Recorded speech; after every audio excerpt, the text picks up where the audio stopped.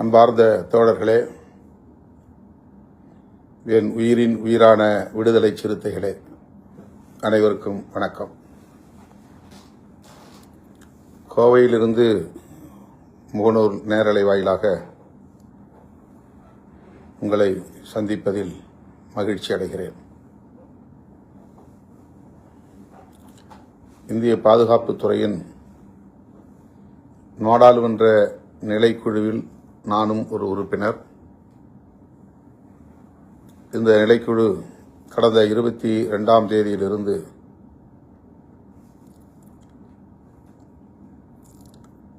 India முழுவதும் பல்வேறு மாநிலங்களில் ஆங்காங்கே உள்ள பாதுகாப்புத்துறை நிறுவனங்களுக்கு ஒரு சுற்றுப்பயணம் மேற்கொண்டுள்ளது. ஜம்மு காஷ்மீரில் தொடங்கிய சுற்றுப்பயணம் பெங்களூர், கோவை ஆகியவற்றை முடித்துக்கொண்டு இப்போது உதகைக்கு செல்ல இருக்கிறோம். உதகமண்டலத்தில் 2 நாள் அங்குள்ள பாதுகாப்புத்துறை நிறுவனங்களில் கலந்துரையாடலை முடித்துக்கொண்டு 29ஆம் தேதி சென்னையில் இந்த நிலைக்குழு அங்குள்ள பாதுகாப்புத்துறை நிறுவன அதிகாரிகளோடு கலந்துரையாடலை மேற்கொள்ள இருக்கிறது. இந்த சுற்றுப்பயணத்தில் நான் இருக்கிறேன். வழக்கமாக இதுபோன்ற சுற்றுப்பயணங்களில் என்னால் பங்கேற்க இயலுவதில்லை.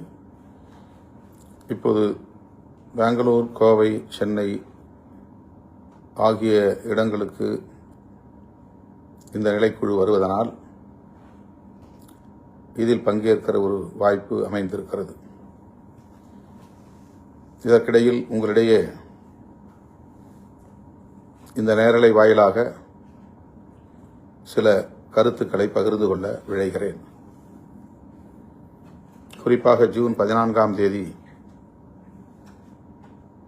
நடைபெறவுள்ள விருதுகள் வழங்கும் விழா சென்னையில் ஒருங்கிணைக்கப்படுகிறது. ஏப்ரல் 14 அன்று நடைபெற்றிருக்க வேண்டிய இந்த விழா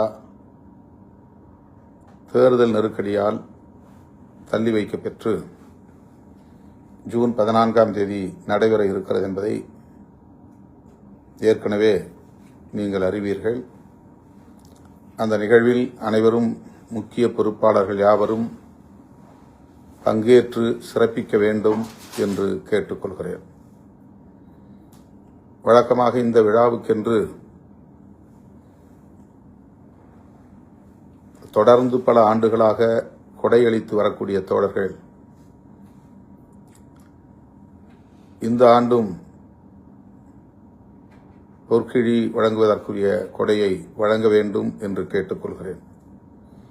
அம்பேத்கர் சுடர், பெரியார் ஒளி, அயோத்திதாச பண்டிதருடைய பெயரில் அயோத்திதாச ராதவன், காமராஜர் கதிர், செம்மொழி ஞாயிறு, மாமணி மார்க்ஸ், காயிதே மில்லத் பிறை போன்ற இந்த விருதுகளுக்கு தனித்தனியே தோழர்கள் 50,000 3 லட்சம் 4 லட்சம் வரையில் கொடையளித்து வருவதை நன்றி பெருக்கோடு இப்போது நினைவு கூறுகிறேன், மீண்டும் நினைவூட்டுகிறேன். அந்த தொகையை கொண்டுதான் அந்த விழாவை நாம் ஒவ்வொரு ஆண்டும் சிறப்புற நடத்தியிருக்கிறோம். இந்த ஆண்டும் அதுபோல வெற்றிகரமாக நடத்த வேண்டும். வழக்கமாக நன்கொடையளிக்கிற தோழர்கள் கட்சியின் வங்கி கணக்கிலே செலுத்தலாம், அல்லது 29ஆம் தேதி 30ஆம் தேதி நான் சென்னையில் இருப்பேன், நேரிலே வந்து வழங்கலாம் என்று தெரிவித்துக் கொள்கிறேன். அரங்க வாடகை, ஒலி அமைப்பு, ஏடுகளில் விளம்பரம், தலா 50,000 பொற்கிழி, அவர்களுக்கான பாராட்டுச் சான்றிதழ் போன்ற செலவுகள் பல லட்சக்கணக்கில் ஆகும் என்பதை நீங்கள் அறிவீர்கள். ஆகவே அதை ஈடு செய்வதற்கு வழக்கமாக வழங்கக்கூடியவர்களும் சரி, புதிதாக வழங்க விரும்புகிறவர்களும் சரி, இந்த மே மாதம் 30ஆம் தேதிக்குள் தலைமையகத்தில் ஒப்படைக்க வேண்டும் என்று கேட்டுக்கொள்கிறேன். தலைமையகத்தில் பொருளாளர் தம்பி SS பாலாஜி மற்றும் தலைமை நிலைய பொறுப்பாளர்கள் இருக்கிறார்கள். அவர்களிடத்தில் தொகையாக வழங்கலாம், அல்லது டிடியாக வழங்கலாம், அல்லது வங்கியில் செலுத்திவிட்டு சலான் போன்றவற்றை ஒப்படைக்கலாம் என்பதை இந்த நேரலை வாயிலாக உங்களுக்கு தெரிவித்துக் கொள்கிறேன், வேண்டுகோள் விடுக்கிறேன். ஜூன் 30ஆம் தேதி மேலவளவு வீரவணக்க நாள். அதற்குரிய ஏற்பாடுகளை மதுரை மாவட்ட தோழர்கள், முன்னோடிகள் ஒருங்கிணைந்து கலந்துரையாடல் செய்து சிறப்புற செய்வார்கள் என்று நான் நம்புகிறேன். செய்ய வேண்டும் என்று கேட்டுக்கொள்கிறேன். மதுரை மற்றும் அதனை சுற்றியுள்ள மாவட்டங்களைச் சார்ந்த பொறுப்பாளர்கள் மட்டுமின்றி பிற மாவட்டங்களைச் சார்ந்த முன்னணி பொறுப்பாளர்களும் வழக்கம்போல அந்த நிகழ்வில் பங்கேற்க வேண்டும். மறைந்த போராளிகளுக்கு வீரவணக்கம் செலுத்த வேண்டும் என்றும் கேட்டுக்கொள்கிறேன். இடையில் ஜூன் 18 முடக்காத்தான் பாண்டியன் அவர்களின் வீரவணக்க நாள். அந்த நிகழ்விலும் மதுரை மற்றும் அதனை சுற்றியுள்ள மாவட்டங்களைச் சார்ந்த முன்னணி பொறுப்பாளர்கள் தவறாமல் பங்கேற்க வேண்டும். தம்பி முடக்காத்தான் பாண்டியன் அவர்களுக்கு வீரவணக்கம் செலுத்த வேண்டும் என்றும் கேட்டுக்கொள்கிறேன். அந்த வகையில்தான் ஒவ்வொருவருக்கும் இந்த தேர்தல் முடிவு அதிர்ச்சியை ஏற்படுத்தியிருக்கிறது. யாரும் ஆட்சி அமைக்க முடியாது என்கிற அளவுக்கு அறுதி பெரும்பான்மை என்று ஒருவருக்கும் அளிக்கவில்லை. ஆனால் தமிழக வெற்றிக் கழகம் அதிக இடங்களில் வெற்றி பெற்று தனிப்பெரும் கட்சி என்கிற இடத்தை பிடித்தது. ஆட்சி அமைப்பதற்கு கூடுதலாக 11 இடங்கள் அல்லது 12 இடங்கள் தேவைப்பட்டன. இந்த நிலையில் குடியரசுத் தலைவர் ஆட்சியை இங்கே திணித்துவிடக்கூடாது, மறு தேர்தல் உடனடியாக வந்துவிடக்கூடாது. ஆகவே தமிழக வெற்றிக் கழகத்தின் ஆட்சி அமைவதற்கு ஆதரவளிப்பது அவசியமானது என்பதை உணர்ந்து காங்கிரஸ், இடதுசாரி கட்சிகள், இந்திய யூனியன் முஸ்லீம் லீக் மற்றும் விடுதலை சிறுத்தைகள் கட்சி ஆகிய நாம் திராவிட முன்னேற்றக் கழகத்தின் தலைமையிலான மதசார்பற்ற முற்போக்கு கூட்டணியில் இடம்பெற்றிருந்த கட்சிகளாகிய நாம் அரசியல் நெருக்கடியை உணர்ந்த நிலையில் இந்த ஆதரவை நல்கியிருக்கிறோம். இது தொடர்பாக பலரும் விமர்சனங்களை செய்து வருகிறார்கள். இது தவிர்க்க முடியாததுதான். இந்த விமர்சனங்களை நாம் எதிர்கொண்டுதான் ஆக வேண்டும். இதில் வருத்தப்படுவதற்கோ ஆத்திரப்படுவதற்கோ எதுவும் இல்லை. 10 ஆண்டுகளுக்கு மேலாக திராவிட முன்னேற்றக் கழகத்தின் தலைமையிலான மதசார்பற்ற முற்போக்கு கூட்டணியில் நாம் இடம்பெற்றிருந்தோம். இந்த சட்டப்பேரவை பொதுத் தேர்தலில் அதிமுக பாஜக இடம்பெற்றுள்ள அந்த கூட்டணி வெற்றி பெற்றுவிடக்கூடாது, ஆட்சி அமைத்துவிடக்கூடாது என்பதை மட்டுமே நாம் ஒரு இலக்காக வைத்து தேர்தல் பரப்புரைகளை மேற்கொண்டோம். தீவிரமாக அவர்களை எதிர்த்து களமாடினோம்.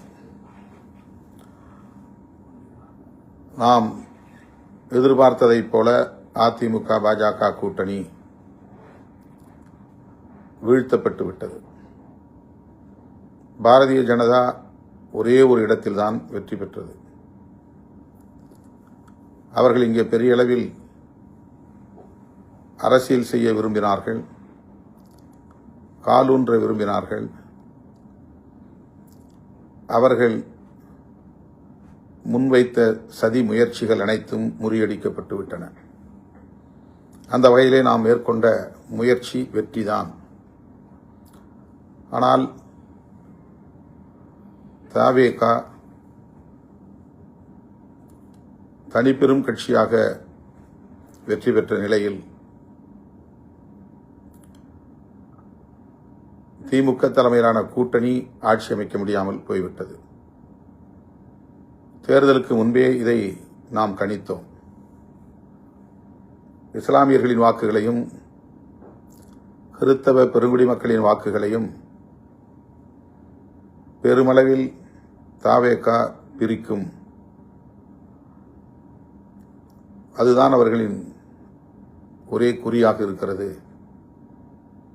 ஆகவே திமுக கூட்டணிக்கு இது பாதிப்பை ஏற்படுத்தும். அதனால் திமுக ஆட்சி அமைப்பதற்கு போதிய இடங்களை பெற வாய்ப்பில்லை. குறைந்த இடங்களில் ஆட்சியை கைப்பற்றுகிற வாய்ப்பை இழக்கும் என்ற ஒரு யூகம் நமக்கு இருந்தது. அதாவது திமுக ஆட்சி அமைப்பதற்கு போதிய இடங்கள் கிடைக்காது, ஆனால் தனிப்பெரும் கட்சியாக அது வெற்றி பெறும் என்று நான் யூகம் செய்துதான்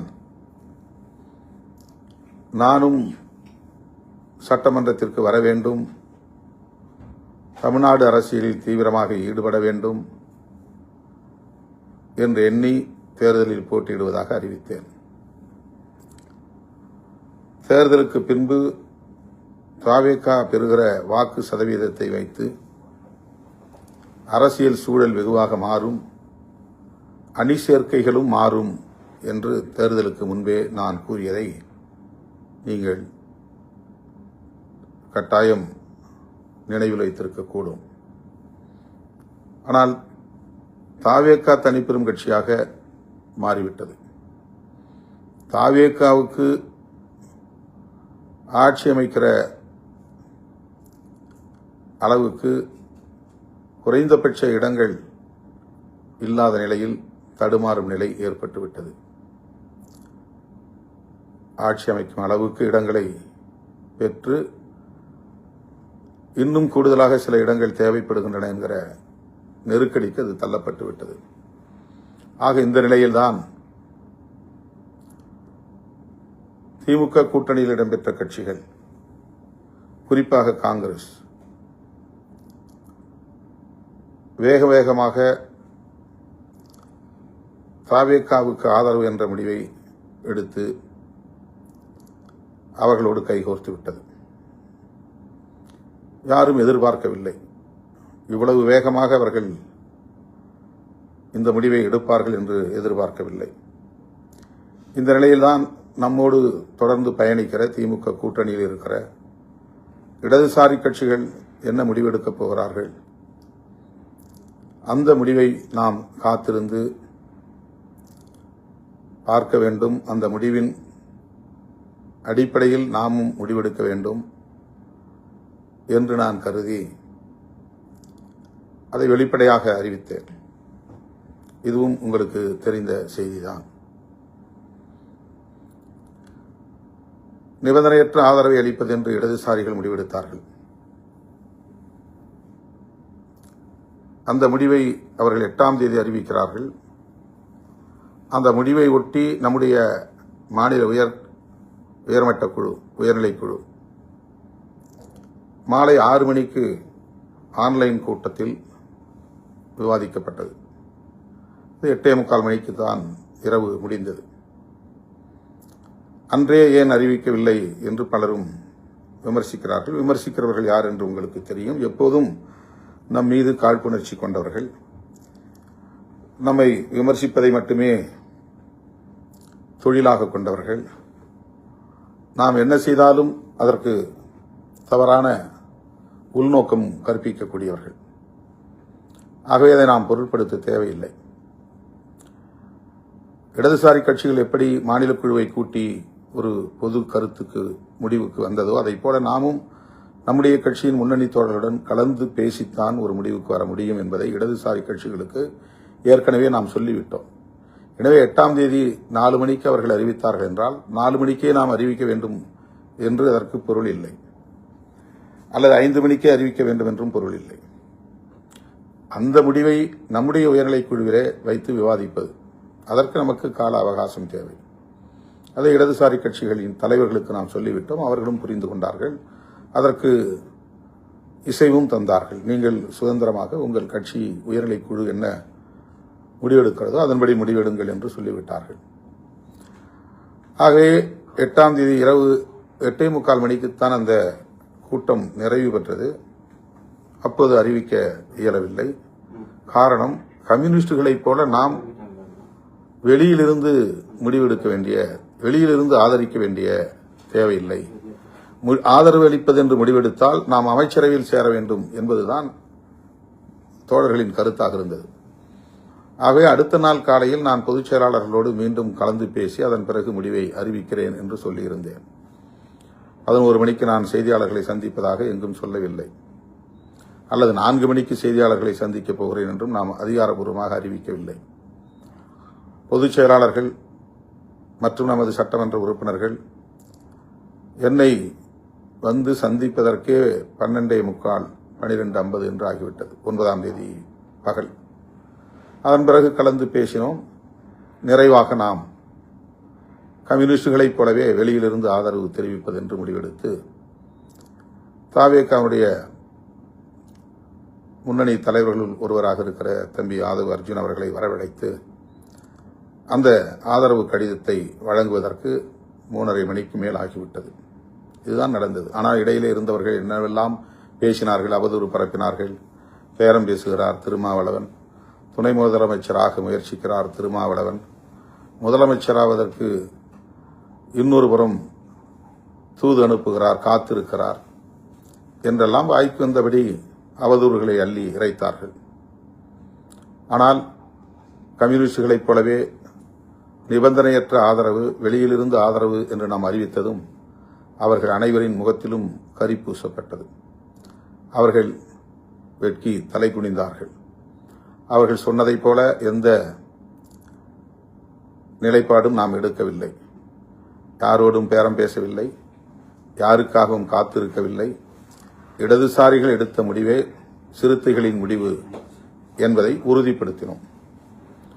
ஆகவே அது வெறும் அவதூறு என்பது உறுதியாகிவிட்டது. இப்படித்தான் ஆதவ் அர்ஜுன் நம் கட்சியில் இருந்தபோது அவர் திமுகவை விமர்சனம் செய்தார்.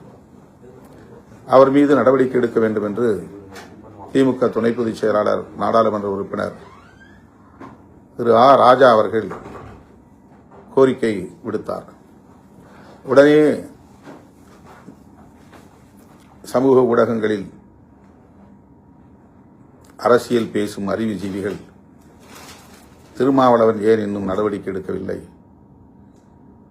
திமுகவுக்கு எதிராக ஆதவ் அர்ஜுன் பேசிய பிறகும் அவர் மீது நடவடிக்கை எடுக்க திருமாவளவன் ஏன் தயங்குகிறார் என்று ஒரு உள்நோக்கம் கற்பித்தார்கள். ஒரு சிலர் ஒருபடி மேலே போய் ஆதவ் அர்ஜுன் மேல் திருமாவளவனால் நடவடிக்கை எடுக்க முடியாது, ஏனென்றால் ஆதவ் அர்ஜுனிடம் பல 100 கோடிகள் பணம் வாங்கி அவருக்கு கட்டுப்பட்ட நிலையில் கிடக்கிறார், முடங்கி கிடக்கிறார் என்றெல்லாம் அவதூறுகளை அள்ளி இறைத்தார்கள். 200 கோடி என்றார்கள், 400 கோடி என்றார்கள். ஆதவ அர்ஜுன் அவ்வளவு பணம் கொடுத்து விட்டு கட்சியிலே சேர்ந்தாராம். அவருடைய பணத்தில் தான் நாம் கட்சியை நடத்தினோமாம். ஆதவ அர்ஜுன் வருவதற்கு முன்பு நாம் மாநாடுகளை நடத்தியது இல்லையா? பேரணிகளை நடத்தியது இல்லையா? விருதுகள் வழங்கும் விழா நடத்தியது இல்லையா? இந்த கும்பல் எப்படிப்பட்ட கும்பல், நமக்கு எதிரான அவதூறுகளை பரப்புகிற கும்பல் என்பதை நீங்கள் புரிந்து கொள்ள வேண்டும். ஆதவ அர்ஜுன் கட்சியில் சேர்ந்த பிறகு நாம் ஒரு விருதுகள் வழங்கும் விழாவை நடத்தினோம். அதில் அவருடைய குழுவை சார்ந்தவர்கள் ஒருங்கிணைப்பு பணிகளை மட்டும் மேற்கொண்டார்கள். மேடை அமைப்பது, ஒலி அமைப்பது, ஊடகங்களுக்கு இணைப்பு கொடுப்பது என்ற பணிகளை மட்டும் மேற்கொண்டார்கள். அவ்வளவுதான். செலவு என்பது நீங்கள் கொடுத்த பணம். கிட்டத்தட்ட 30-40 பேர் தலா 50,000, 1,00,000 என்று வழங்கிய பணம். இதுதான் விருதுகள் வழங்கும் விழாவுக்கு. எப்போதுமே நாம் வெளியில் யாரிடத்திலும் வசூல் செய்ததே கிடையாது, நன்கொடை திரட்டியதே கிடையாது. நீங்கள் கொடுக்கிற பணத்தை கொண்டுதான் விருதுகள் வழங்கும் விழாவை இத்தனை ஆண்டுகளாக நாம் நடத்தி வருகிறோம். யார் யார் பணம் வழங்குகிறார்கள், நன்கொடையாளர்கள் என்பதை மேடையிலேயே அறிவிப்பதுண்டு. இதையெல்லாம் தெரிந்திருந்தும் கூட அந்த விழாவையும் ஆதவ அர்ஜுன் தான் ஒட்டுமொத்தமாக செலவு செய்து நடத்தினார் என்று அவதூறு பரப்பினார்கள். மது மற்றும் போதைப்பொருள் ஒழிப்பு மாநாடு, மகளிர் மாநாடு, ஆதவ அர்ஜுன் வருவதற்கு முன்பே நாம் முடிவு செய்த மாநாடு. அது ஆதவ அர்ஜுன் வந்த பிறகு முடிவு செய்த மாநாடு அல்ல. அவர் வராவிட்டாலும் அந்த மாநாட்டை நாம் நடத்தியிருப்போம். அவருக்கு முன்பு அதுபோல எண்ணற்ற பல மாநாடுகளை நடத்தியிருக்கிறோம். லட்சக்கணக்கான மக்களை திரட்டி நடத்தியிருக்கிறோம். அந்த மாநாட்டுக்கு நான் தமிழ்நாடு முழுவதும் மண்டல வாரியாக உங்களை சந்தித்தேன். ஆங்காங்கே நீங்கள் வழங்கிய நிதி, பல லட்சக்கணக்கில் வழங்கிய நிதி அந்த மாநாட்டுக்கு பயன்படுத்தப்பட்டது. நாம் எதுவுமே இல்லாத ஒரு கட்சி. அதனால் இவர்களுக்கு மாநாடு நடத்துவதற்கு, இவ்வளவு மக்களை திரட்டுவதற்கு எங்கிருந்து சக்தி வந்துவிடும்? ஆதவ அர்ஜுன் தான் தந்திருப்பார் என்று இந்த கும்பல் யூகம் செய்து நமக்கு எதிரான அவதூறுகளை இன்றைக்கும் பரப்பிக் கொண்டிருக்கிறார்கள். இப்போது நமக்கு யார் யார் நமக்கு எதிரான காழ்ப்புணர்வை கொண்டிருக்கிறார்கள் என்பதை அறிந்து கொள்வதற்கான ஒரு வாய்ப்பு மீண்டும் நமக்கு கிடைத்திருக்கிறது. ஆகவே அந்த மாநாடு, மது மற்றும் போதைப்பொருள் ஒழிப்பு மாநாடு, முழுக்க முழுக்க மக்கள் கொடுத்த நிதியிலிருந்து நடத்தப்பெற்ற மாநாடு. அந்த மாநாட்டில் திமுக எப்படி வரலாம், திமுக பொறுப்பாளர்கள் எப்படி வந்து அமரலாம் என்று சில அறிவுஜீவிகள் கேள்வி எழுப்புகிறார்கள். உடனே திமுக சொம்பு என்றெல்லாம் நம்மை விமர்சனம் செய்தார்கள். ஆதவ அர்ஜுன் மீது நடவடிக்கை எடுக்காமல் இருக்கிறார் என்கிற போதும் திமுகவுக்கு பயப்படுகிறார் என்றார்கள். மது மற்றும் போதைப்பொருள் ஒழிப்பு மாநாடு என்பது அனைவருக்கும் பொதுவானது, எல்லா கட்சிக்கும் பொதுவானது. ஆகவே செய்தியாளர்கள் சந்திப்பில் அதிமுகவும் பங்கேற்கலாம், திமுகவும் பங்கேற்கலாம் என்று நான் வெளிப்படையாக ஒரு அழைப்பு விடுத்தேன். அவரவர் கட்சி அவரவருக்கான செயல் திட்டம் வெவ்வேறாக இருந்தாலும் கூட தேசிய அளவிலான ஒரு மது விலக்கு கொள்கை என்பது தேவைப்படுகிறது. ஒரு மாநிலத்திலே மது விலக்கு, இன்னொரு மாநிலத்தில் நடுவிலை சுற்றிலும் மது விலக்கு அமலில் இல்லை. இங்கே மட்டும் மது விலக்கு அமலில் இருந்தால் என்ன செய்ய முடியும் என்ற கேள்வியை அவர் எழுப்பியது சரிதான். பாண்டிச்சேரியிலே தாராளமாக மது புழங்குகிறது, ஆந்திராவிலே மது புழங்குகிறது, தமிழ்நாட்டிலே மது விலக்கு நடைமுறைப்படுத்தப்படுகிறது என்றால் அது வெறும் போலித்தனமான மது விலக்காகத்தான் இருக்க முடியும். எனவே மாநில அரசுக்கான அதிகாரமாக அது இருந்தாலும் கூட அதை இந்திய ஒன்றிய அரசு கையில் எடுத்து மதுவிலக்குக்கான ஒரு தேசிய கொள்கையை வரையறுக்க வேண்டும் என்று நாம் சொன்னோம். உடனே மாநில அரசின் கொள்கைகளை மத்திய அரசுக்கு எப்படி ஒப்படைக்கலாம் என்று சில அறிவுஜீவிகள் கிளம்பிவிட்டார்கள். திருமாவளவன் மாநில உரிமை பேசக்கூடியவர், மாநில சுயாட்சி பேசக்கூடியவர், மதுவிலக்கு கொள்கை மாநில அரசிடம் இருக்கிற அந்த அதிகாரத்தை இந்திய ஒன்றிய அரசிடம் ஒப்படைக்க பார்க்கிறார் என்றெல்லாம் நமக்கு எதிரான அவதூறுகளை பரப்பினார்கள். ஆக அதிமுக அதிலே பங்கேற்கவில்லை, திமுகவை சார்ந்தவர்கள் இன்று பங்கேற்றார்கள்.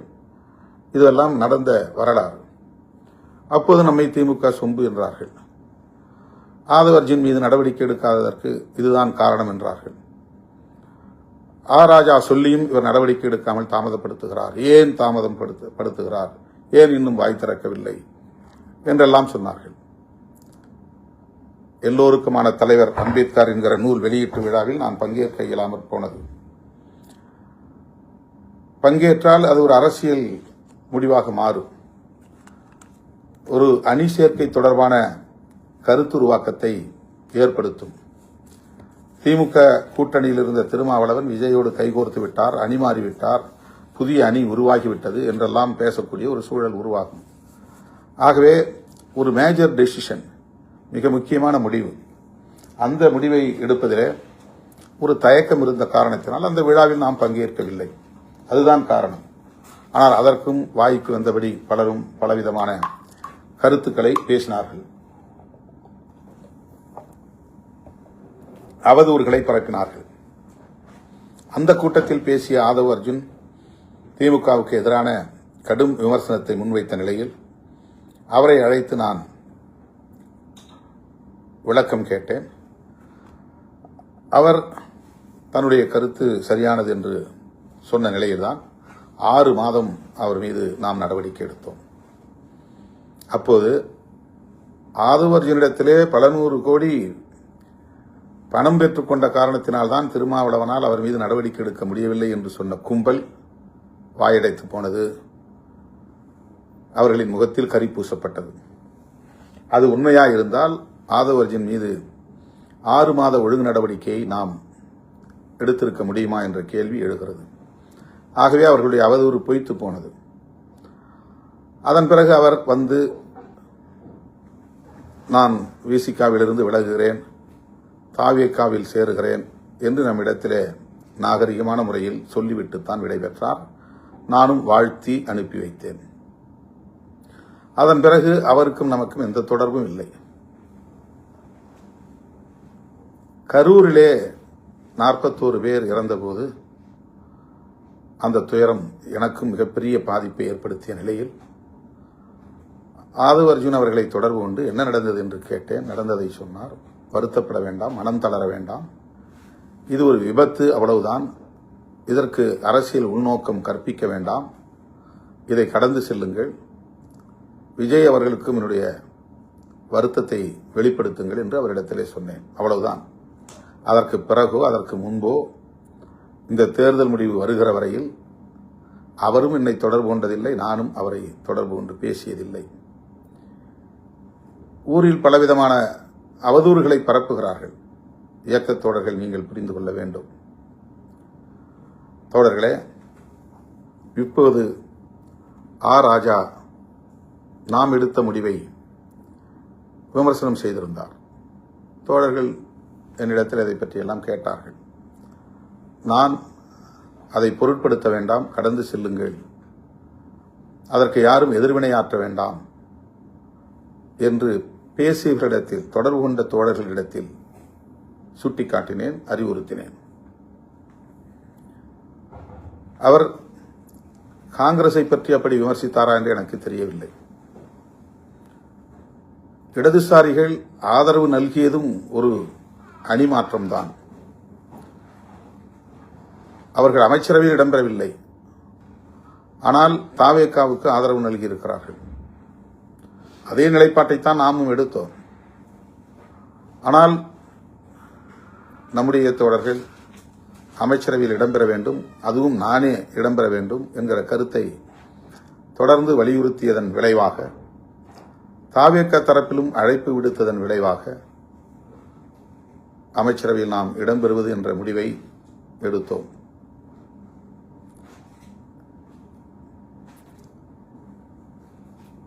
திராவிட முன்னேற்றக் கழக தலைவர் அண்ணன் ஸ்டாலின் அவர்களிடத்திலே இந்த ஆதரவு நல்குவது என்கிற முடிவை நேரிலே சந்தித்து இடதுசாரிகள் எடுத்த முடிவை நாங்களும் எடுக்கிறோம் என்று சொல்லிவிட்டுத்தான் ஆதரவை நல்கினோம். அவர் அதை பெரிதாக எடுத்துக்கொள்ளவில்லை.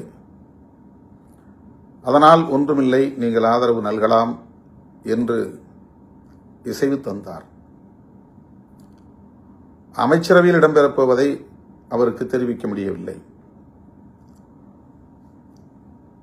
ஆனால் முன்னணி அமைச்சர்கள் ஒரு சிலரை நான் தொடர்பு கொண்டு இப்படி ஒரு நிலைப்பாட்டை நாங்கள் எடுக்கிறோம் என்று சொல்லிவிட்டு அதன் பிறகுதான் செய்தியாளர்களை சந்தித்து விசிக அமைச்சரவையில் இடம்பெறுகிறது என்ற அறிவிப்பை செய்தேன்.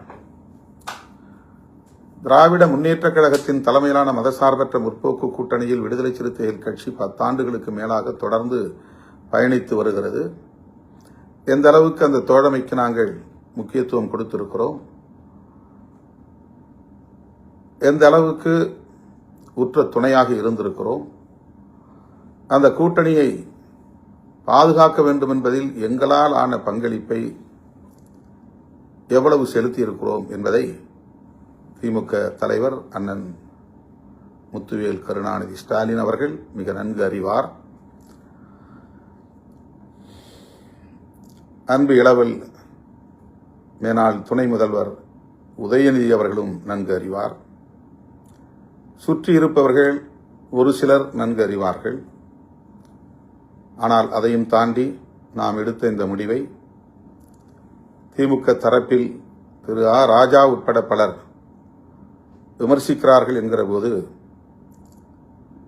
சற்று வலி அளிக்கிறது, வலியாகத்தான் இருக்கிறது.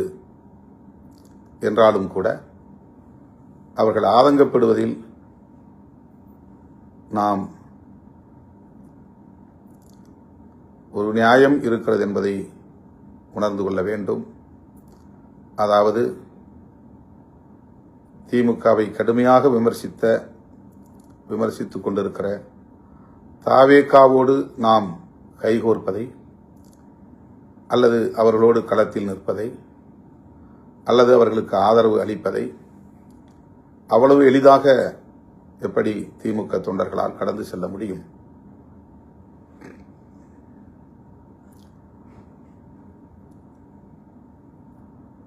இது மனித இயல்புதான். கடும் சொற்களால் விமர்சிக்கக்கூடாது என்று அண்ணன் ஸ்டாலின் அவர்கள் தன்னுடைய தொண்டர்களுக்கு அறிவுறுத்தியிருக்கிறார். அந்த பதிவை உடனே எடுக்கும்படி ஆணையிட்டிருக்கிறார். இதுவும் நாம் அறிந்த ஒன்று. இந்த நிலையில் ஆ ராஜா அவர்களை எதிர்த்து விமர்சிப்பதோ, திமுகவுக்கு எதிராக விமர்சனங்கள் செய்வதோ அல்லது போராட்டங்களை நடத்துவதோ தேவையற்றது. இயக்கத் தோழர்கள் இதை கடந்து ஆக்கப்பூர்வமான செயல்களில் ஈடுபட வேண்டும். நமது கட்சியின் மறுகட்டமைப்பு பணிகளில் கவனம் செலுத்த வேண்டும். விருதுகள் வழங்கும் விழாவை சிறப்பாக நடத்த வேண்டும். ஜூலை 23ஆம் தேதி நடைபெறவுள்ள தமிழ் தேசிய எழுச்சி மாநாட்டு பணிகளில் சுவர் விளம்பரங்கள் உள்ளிட்ட ஆயத்த பணிகளில் ஆர்வம் காட்ட வேண்டும் என்று கேட்டுக்கொள்கிறேன். நம்மை பிடிக்காதவர்கள் எப்போதும் விமர்சித்துக் கொண்டுதான் இருப்பார்கள். நம்முடைய வளர்ச்சியை விரும்பாத காழ்ப்புணர்ச்சி கொண்டவர்கள் எப்போதும் நமக்கு எதிரான அவதூறுகளை பரப்பிக் கொண்டுதான் இருப்பார்கள். நாம் எந்த முடிவு எடுத்தாலும் விமர்சிப்பார்கள். திமுக அணியிலேயே தொடர்வது என்றாலும் மீண்டும் திமுக கொத்தடிமை என்பார்கள். திமுகவிடம் ஏதோ இவர்கள் பெரிய அளவிலே கை நீட்டி வாங்கிவிட்டார்கள், அதனால்தான் வெளியே வர முடியவில்லை என்று விமர்சிப்பார்கள். இப்படி திமுக ஆதரவு நிலைப்பாட்டிலிருந்து மாறி வேறு நிலைப்பாட்டை எடுத்தாலும் அதேபோல விமர்சனங்களை அள்ளி இறைப்பார்கள்.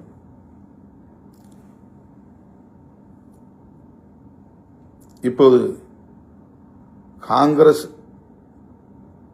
செய்த துரோகத்தை விட விசிக செய்த துரோகம் பெரிது என்று கூலிக்கு மாரடிக்கும் கும்பல் நமக்கு எதிரான அவதூறுகளை அள்ளி இறைத்துக் கொண்டிருக்கிறது.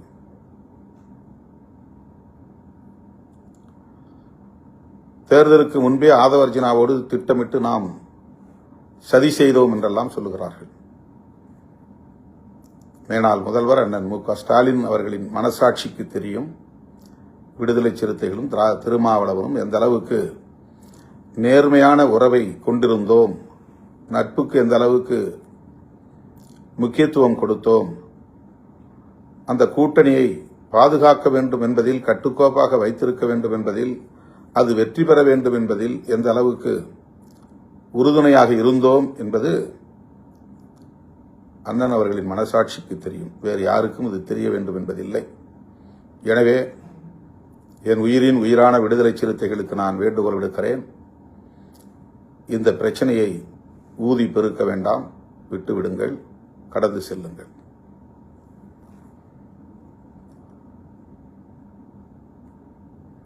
தேர்தலுக்கு பின்பு இந்த கூட்டணியை கட்டி காப்பாற்ற வேண்டும் என்கிற பொறுப்பு இந்த கூட்டணியில் உள்ள கட்சிகளை அரவணைத்து செல்ல வேண்டும் என்கிற பொறுப்பு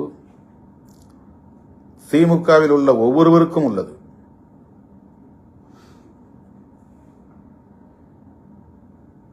இதில் நாம் பெற்றிருக்கிற வெற்றியாக இருந்தாலும் அல்லது தோல்வியாக இருந்தாலும் அதற்கு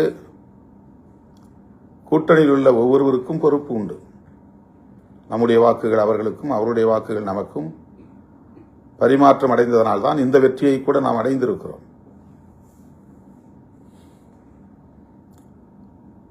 இஸ்லாமியர்களின் வாக்குகளும் கிறிஸ்தவர்களின் வாக்குகளும் 100% நமக்கு கடந்த தேர்தலில் கிடைத்ததைப் போல் இந்த தேர்தலில் கிடைக்கவில்லை என்பதுதான் உண்மை. எல்லா தரப்பு மக்களின் வாக்குகளும் அப்படி சிதறிவிட்டன என்பதுதான் உண்மை. ஏதோ விடுதலை சிறுத்தைகளுக்கான தலித் வாக்குகள் மட்டும்தான் சிதறி போய்விட்டது, அதனால்தான் இந்த தோல்வி என்று இப்போதும் நமக்கு எதிரான அவதூறுகளை பரப்புகிறார்கள். நான் ஏற்கனவே சொன்னதைப் போல பாரதிய ஜனதா கட்சி 11.5%இருந்து 2.5% குறைந்திருக்கிறது. ஏறத்தாழ 9% வாக்குகளை அது பறிகொடுத்திருக்கிறது. அந்த 9% வாக்குகளும் பாஜகவுக்கு ஏற்பட்டிருக்கிற இழப்பும் தலித்துகளின் வாக்குகளா என்பதை எண்ணி பார்க்க வேண்டும். நாம் தமிழர் கட்சி கடந்த முறை 8% வாக்குகளை பெற்ற கட்சி இப்போது 4% குறைந்திருக்கிறது. அதற்கு 4% வாக்குகள் இழப்பு ஏற்பட்டிருக்கிறது. இந்த 4% வாக்குகளும் தலித் வாக்குகளா என்பதை எண்ணி பார்க்க வேண்டும். திமுகவுக்கும் அதிமுகவுக்கும் அவர்களுடைய core vote bank, standard vote bank, அவர்களுக்கு வழக்கமாக வரக்கூடிய வாக்கு வங்கி சரிந்திருக்கிறது. அவ்வளவு வாக்குகளும் தலித் வாக்குகளா என்பதை எண்ணி பார்க்க வேண்டும். ஆகவே எல்லா கட்சிகளுக்கும் அவர்களின் நிலையான வாக்கு வங்கியில் பாதிப்பு உருவாகி இருக்கிறது. குறிப்பாக சிறுபான்மை சமூகத்தினரின் வாக்குகள் தாவேகா பக்கம் போயிருக்கிறது. முதல் தலைமுறையினரின் வாக்குகள் பெருமளவில் அவர்கள் தாவேகாவுக்கு அளித்திருக்கிறார்கள். இதுதான் உண்மை. ஆனால் சமூக ஊடகங்களில் விவாதிக்கக்கூடிய அரசியல் ஜாம்பவான்கள் ஏதோ விடுதலை சிறுத்தைகள் கட்சிக்குத்தான் மிகப்பெரிய இழப்பு ஏற்பட்டுவிட்டது, தலித்துகள் தான் எல்லோரும் அந்த பக்கம் திரும்பிவிட்டார்கள், தலித் வாக்கு வங்கியே சரிந்து விட்டது என்றெல்லாம் பரப்புகிறார்கள். ஆக காங்கிரசுக்கு எதிராக அவர்களுக்கு ஆத்திரம் வரவில்லை, அல்லது கம்யூனிஸ்டுகளை விமர்சிக்கிற துணிச்சல் இல்லை, IUML இந்திய யூனியன் முஸ்லீம் லீக்கை விமர்சிக்கிற துணிச்சல் இல்லை. திருமாவளவனை எப்படியும் விமர்சிக்கலாம், எப்போதும் விமர்சிக்கலாம், திருமாவளவனுக்கு எதிரான அவதூறுகளை பரப்பலாம் என்று திட்டமிட்டு சமூக ஊடகங்களிலும் இதர ஊடகங்களிலும் நமக்கு எதிரான ஒரு கருத்துருவாக்கத்தை கட்டமைக்கிறார்கள். இதற்கு நாம் இடம் கொடுத்து விடக்கூடாது. இது உண்மை இல்லை. நம்முடைய வாக்குகள் நம்மோடு இருக்கின்றன. நம்முடைய வாக்குகள் சரியாக நம்முடைய கூட்டணி கட்சிகளுக்கு பரிமாற்றம் அடைந்திருக்கிறது. இதுதான் உண்மை. மற்றவர்கள் பரப்புவதை நாம் நம்ப தேவையில்லை. அவர்கள் அவதூறுகளை திட்டமிட்டு பரப்புகிறார்கள். இதை ஏற்க வேண்டாம் என்று உங்களை நான் கேட்டுக்கொள்கிறேன். நம் கவனத்தை திசை திருப்புவதற்கு முயற்சிக்கிறார்கள். நாம் எடுத்த முடிவு சரியோ தவறோ, ஆனால் இன்றைக்கு அமைச்சரவையில் அதிகாரத்தை பகிர்ந்து கொள்ளும் அளவிற்கான ஒரு இடத்தை விடுதலை சிறுத்தைகள் கட்சி எட்டியிருக்கிறது. வாக்கு வங்கியை இதுவரையில் நான் நிரூபிக்கவில்லை.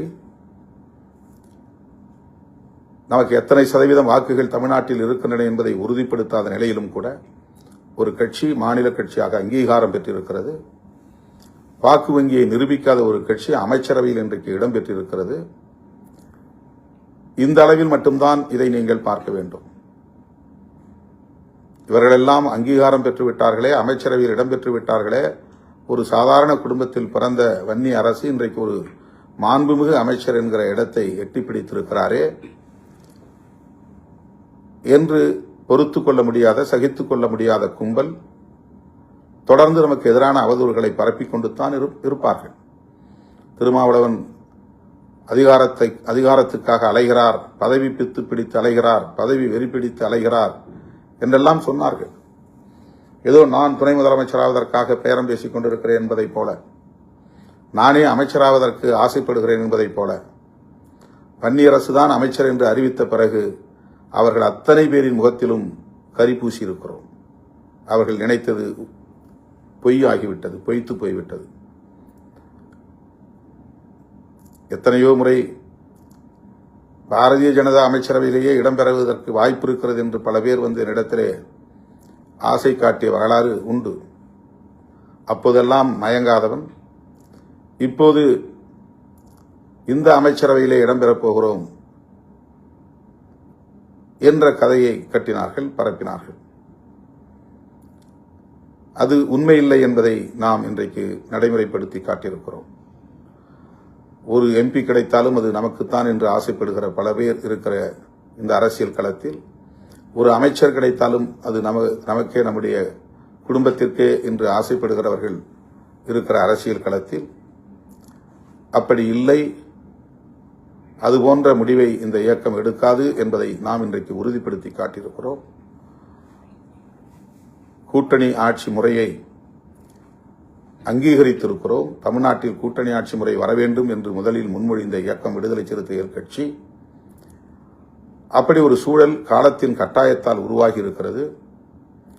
அமைச்சரவையிலே இடம்பெறுகிற ஒரு வாய்ப்பு கனிந்திருக்கிறது. ஆகவே நாம் எடுத்திருக்கிற முடிவு சரியோ தவறோ, அதிகாரத்தை பகிர்ந்து கொள்ள வேண்டும் என்ற வேட்கை தணிந்திருக்கிறது. அந்த வாய்ப்பை நாம் பயன்படுத்தியிருக்கிறோம். அந்த புரிதலோடு தோழர்கள் களமாட வேண்டும். யார் நம்மை எவ்வளவு மோசமாக விமர்சனம் செய்தாலும் அதற்கு நீங்கள் செவி சாய்க்க வேண்டாம். போராட்டம் என்கிற பெயரில் கவனம் சிதற வேண்டாம். நம்முடைய அவர் மட்டுமல்ல, இதுபோல் எண்ணற்ற பலர் சமூக ஊடகங்களில் வாய்க்கு வந்தபடி பேசிக் கொண்டிருக்கிறார்கள். அவர்களுக்கெல்லாம் காலம் பதில் சொல்லும், நம்முடைய களம் பதில் சொல்லும். ஆகவே நாம் எடுத்த நிலைப்பாட்டில் தெளிவாக இருப்போம், உறுதியாக இருப்போம், துணிவாக களமாடுவோம். ஜூலை 23 தமிழ் தேசிய எழுச்சி மாநாட்டில் நாடே வியக்கும் அளவுக்கு லட்சக்கணக்கான சிறுத்தைகளை அணிதிரட்டுவோம். அதற்கான ஏற்பாட்டில் தீவிரம் காட்டுவோம். சுவர் விளம்பரங்களை தொடங்குங்கள், துண்டறிக்கை விளம்பரங்களை மேற்கொள்ளுங்கள். கிராமம் கிராமமாக சென்று பெண்கள், குழந்தைகள், இளைஞர்கள் உட்பட அனைவரையும் திரட்டுவதற்குரிய கவனத்தை செலுத்துங்கள். நாம் அவதூறுகளுக்கு முகம் கொடுக்க வேண்டாம். அது நமக்கு பாதிப்பை ஏற்படுத்தும். அவதூறு பேசுகிறவர்கள் பேசிக்கொண்டே இருக்கட்டும். நம்முடைய இலக்கில் கவனம் செலுத்துவோம் என்பதை சொல்லி முடிக்கிறேன். நன்றி, வணக்கம்.